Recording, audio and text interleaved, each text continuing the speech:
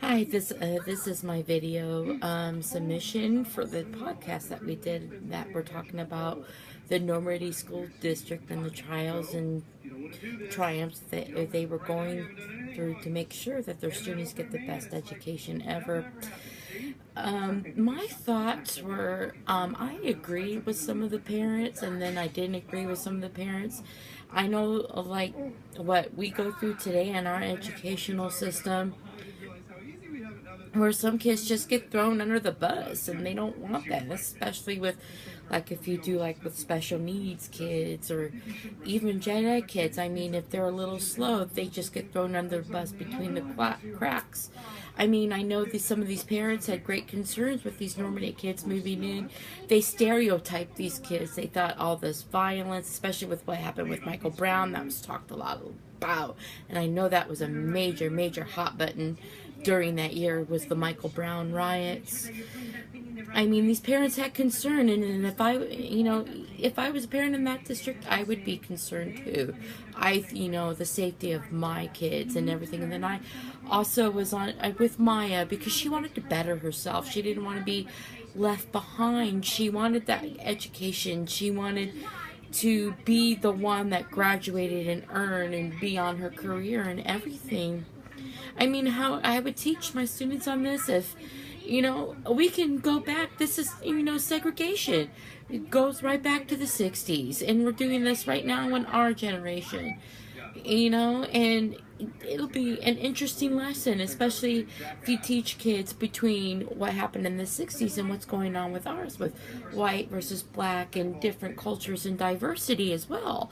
It's, it's going on today, and our kids are firsthand seeing it on news, social media, through our parents. I mean, some of the parents are teaching them hate, and some parents are teaching them tolerance, and especially if you want to teach it to the younger kids, make it an interesting lesson. See how it feels to walk in the shoes when they were in if they lived in the 60s, to their own personal experiences to now living in here.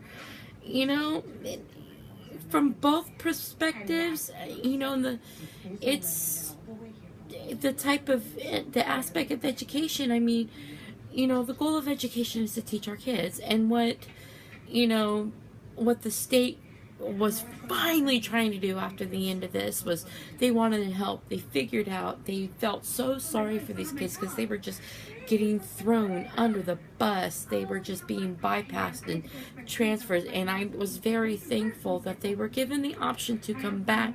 And then some of the ones that wanted to stay at the all-white school that they were at, which was amazing, even though they didn't want to comment on it, the students were able to pick and choose whether if they wanted to go back to Normandy or stay at Fort Wells. And I was very thankful they had that option.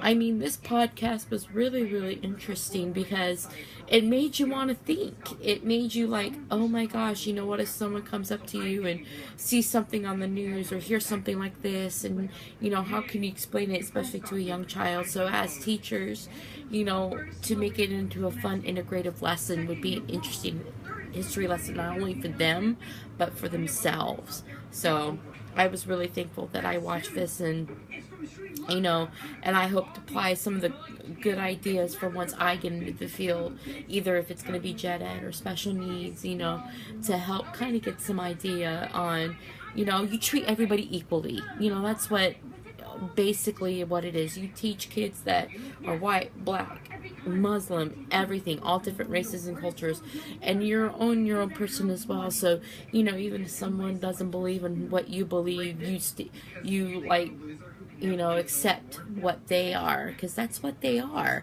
You don't have to force their beliefs on you. So, like I said, I'm very thankful that this podcast kind of opened my eyes a little bit, kind of gave me a little perspective on why I'm in this field and why I want to teach our children. So, thank you.